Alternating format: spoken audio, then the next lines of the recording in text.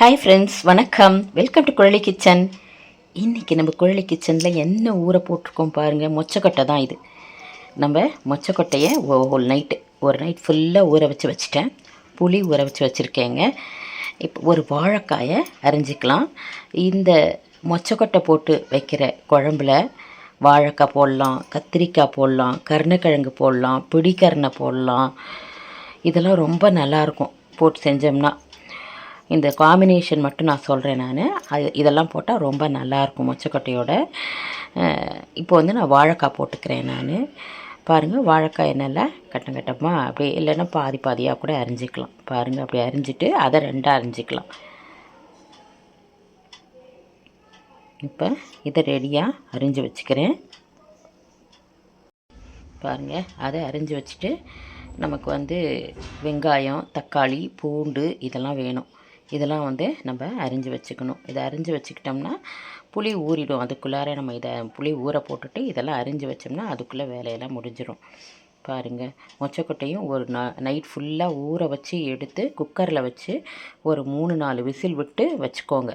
நல்லா வெந்துடும். கொஞ்சம் உப்பு போட்டு கூட வேக வச்சுக்கலாம். நல்லா வேக வச்சு எடுத்து வச்சுக்கிட்டு தான் நம்ம இதை செய்யணும். ஒரு நைட்டு ஊற போட்டு குக்கரில் வேக வச்சு எடுத்து வச்சுக்கிட்டு அதுக்கப்புறமா தான் மறுநாள் காலையில் தான் இது குழம்பு வைக்கலாங்க. இப்போ அதுக்கு தான் நான் அரிஞ்சு வச்சிட்ருக்கேன். பாருங்கள், தக்காளி அரிஞ்சாச்சு. ஏற்கனவே நான் சின்ன வெங்காயம் உரித்து வச்சாச்சு, பூண்டும் உரித்து வச்சாச்சு. இப்போ கடாயில் நம்ம எண்ணெய் போட்டுக்க வேண்டியதுதான். எண்ணெய் போட்டுட்டு பாருங்கள், இதில் வடவம் போட்டு தாளிச்சிக்கலாம்.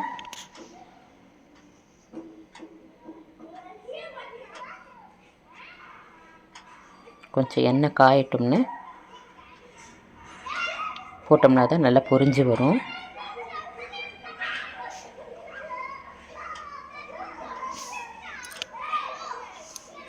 கொஞ்சம் வடவம் போட்டு தாளிச்சிக்கலாங்க. இது நல்லா பொரிஞ்ச உடனே நாம் ஒன்று ஒன்றா சேர்த்து வதக்கிக்கலாம். இந்த குழம்புலாம் நம்ம சாப்பிட்றதுக்கு ரொம்ப நல்லாயிருக்கும். இது நான் தேங்காய் ஊற்றாமல் தான் இன்றைக்கி நான் எடுத்தேன். இது பொரிஞ்ச உடனே நம்ம பூண்டு இருக்கு இல்லையா, பூண்டு போட்டு நல்லா வதக்கிக்க வேண்டியதான்.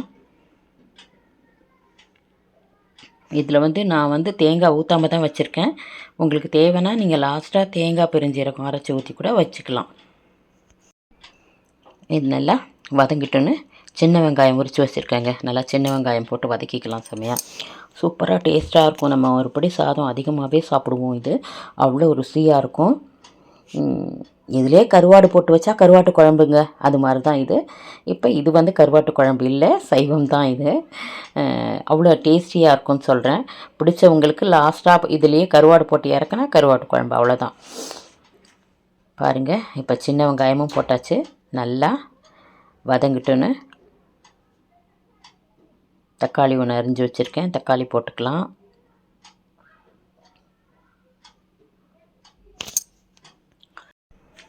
இது கொஞ்சம் நல்லா வதங்கணும். வெங்காயம் ஃபஸ்ட்டு நல்லா வதங்கினதுக்கப்புறம் நம்ம தக்காளி போட்டுக்கலாம். பூண்டு வெங்காயம்லாம் நல்லா வதங்கினதுக்கப்புறம் தக்காளியை போட்டு நல்லா வதக்கிக்கலாம்.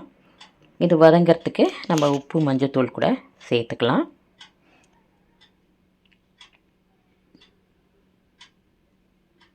சீக்கிரமாக அது குழஞ்சிரும். உப்பு மஞ்சத்தூள் போட்டோம்னா இந்த தக்காளி வெங்காயம் சீக்கிரம் வதங்கிடும். அதனாலே இந்த மஞ்சத்தூள் உப்பும் இது போட்டதுக்கப்புறமா போட்டுக்கிறது.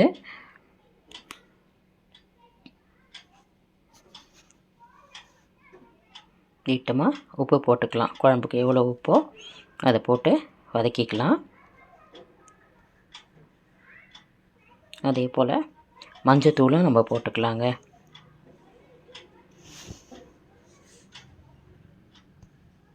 மஞ்சத்தூள் தாங்க போடுறேன். அதையும் போட்டு ஒரு 2 நிமிஷம் வதக்குனிங்கன்னா நல்லாவே வெந்துடும். நல்லா வதங்கிடும். நல்லா வதங்கி ரொம்ப சூப்பராக இருக்கும்.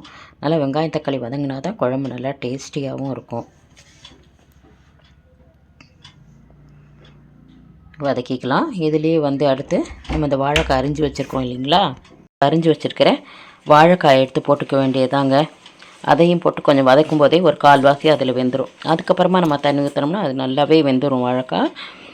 இப்போ இது நல்லா வதங்கிருச்சுன்னா அதை போட்டுக்க வேண்டியதான். நீங்கள் இதை செஞ்சு சாப்பிட்டு பாருங்கள். இந்த குழம்பு வந்து நம்ம தமிழ்நாட்டில் தான் நம்ம காரக்குழம்பு, புளிக்குழம்பு, இந்த கருவாட்டு குழம்பு இதெல்லாம் வைக்கிறது. நம்ம இப்போ பெங்களூரில் இருக்கிறோம். அங்கே வந்து அதிகமாக இந்த மாதிரி குழம்பே வைக்க மாட்டாங்க. இங்கே அவங்களுக்கு தெரியவும் தெரியாது இந்த காரக்குழம்பு. நம்ம வந்து இது ஸ்பெஷல், நம்ம தமிழ்நாடு ஸ்பெஷல் இல்லைங்களா. இது வந்து வாழைக்காய் போட்டு நல்லா வதக்கிக்க வேண்டியதாங்க.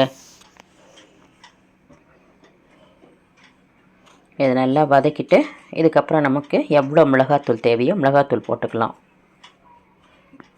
நம்ம காரத்துக்கு தகுந்த மாதிரி மிளகாத்தூள். நான் வந்து ஹோம்மேட் சில்லி பவுட்ரு தான், நம்ம வீட்டில் அரைச்சி வச்சுருக்கோம் இல்லைங்களா, அதை தான் நான் யூஸ் பண்ணுறேன் நான். உங்களுக்கு தேவைன்னா நீங்கள் வெறும் மிளகாத்தூள், மல்லித்தூள் தனித்தனியாக போட்டுக்கலாம். இப்போ இது நல்லா வதங்கிட்டோன்னு, ஓரளவு நல்லா வதங்கிடுச்சு. அதில் சின்ன வெங்காயம் போடும்போது குழம்பு வந்து ஒரு தனி டேஸ்ட்டாக வருங்க. அதுக்கு தான் நம்ம பெரிய வெங்காயம் சேர்க்குறதோட இந்த மாதிரி காரக்குழம்புல சின்ன வெங்காயம் சேர்த்துக்கிட்டால் ருசி வந்து கொஞ்சம் அதிகமாக இருக்குங்க.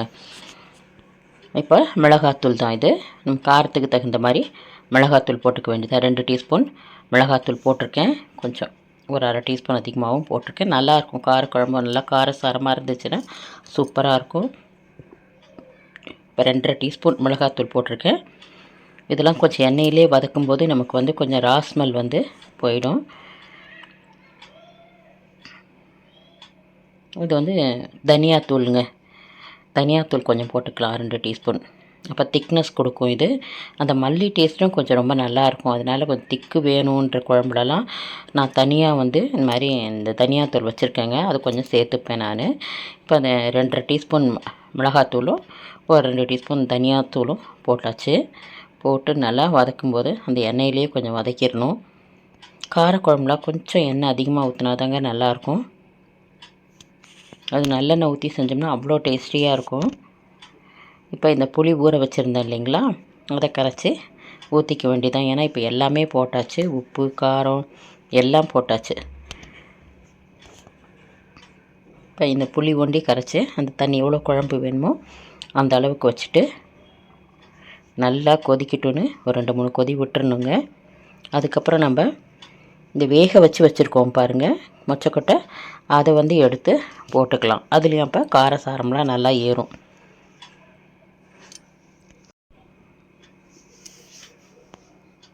இப்போ அந்த புளி தாங்க இன்னும் கொஞ்சம் தண்ணி ஊற்றிக்கலான்னு ஊற்றுறேன். நமக்கு வேணுங்கிற அளவுக்கு திட்டமாக வச்சுக்கணும். உங்களுக்கு எவ்வளோ குழம்பு வேணுமோ அவ்வளோ தண்ணி மட்டும் ஊற்றி புளியும் திட்டமாக ஊற வச்சுட்டு கரைச்சி ஊற்றிக்க வேண்டியதாங்க. இப்போ இது எல்லாமே ஊற்றியாச்சு.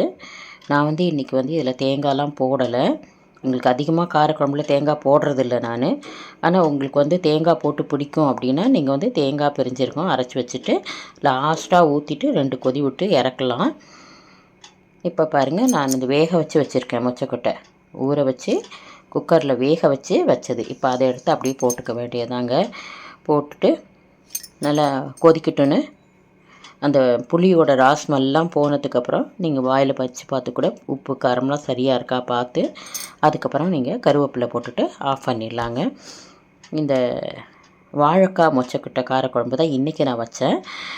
இதில் வந்து இன்னும் நீங்கள் எல்லா காயும் போட்டு கூட வைக்கலாம். நீங்கள் பிடிக்கரணை, கத்திரிக்காய் இதெல்லாம் போட்டு வச்சா கூட நல்லா டேஸ்ட்டாக இருக்கும். 2-3 காய்கறி போட்டு மொச்சக்கொட்டை போட்டு வச்சாலும் நல்லாயிருக்கும். இது கூடயே கொஞ்சம் மூக்கடலை இருக்கு இல்லையா, கொண்டைக்கடலை, அதுவும் ஊற வச்சுக்கலாம். வேர்க்கடலை, இது 3 ஊற வச்சு கூட வேக வச்சு போட்டுக்கிட்டிங்கன்னா கூட டேஸ்டியாக இருக்கும் அதுவும். இப்போ நான் இதில் இன்னும் கொஞ்சம் நல்லெண்ணெய் தாங்க ஊற்றிக்கிறேன். எப்போதுமே காரக்குழம்புலலாம் லாஸ்ட்டு நீங்கள் கொஞ்சம் நல்லெண்ணெய் ஊற்றி இறக்குறீங்கன்னா சாப்பிட்றதுக்கு ரொம்ப நல்லாயிருக்கும். இது வந்து நீங்கள் செஞ்சு பாருங்கள், உங்களுக்கு ரொம்ப பிடிச்சிருக்குன்னு நினைக்கிறேன் நான். அப்படி பிடிச்சிருந்தா குழலி கிச்சன் சேனலை like, share, comment and subscribe my dear friends. Thank you.